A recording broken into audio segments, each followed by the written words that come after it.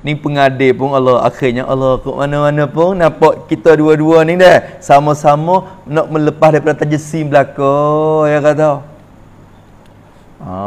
Tu. Pihak Dr. Aman ni pun nak jaga daripada tajesim, beringat tak si kecek dengan tajesim. Pihak Wan Syukri ni pun Dr. Wan Syukri ni pun menafi tajesim. Menafi ke mana? Tajesim dah. Mulut yang menafi tapi huraiya tu tajesim Tuhan dah tu. Dengan tak khabar.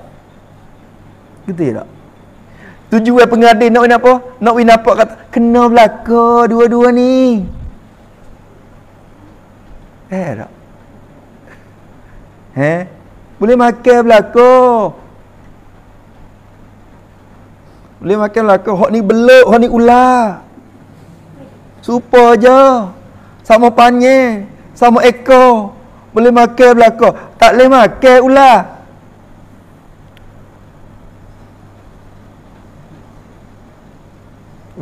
Tak boleh makan. Tu nak pisau boleh makan juga.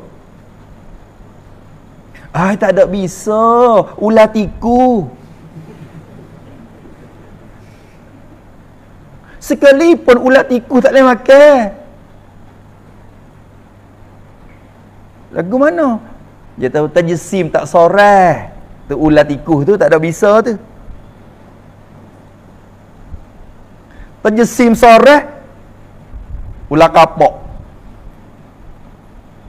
Ular lapin ni ada bisa. Hak ni nyata lagi tak boleh makan. Tajesim tak soreh ular tikus. Gerti kenal ular tikus tak?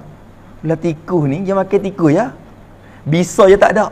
Tapi kita dia sebut kata ular ni takut tak? Pia nak main ular.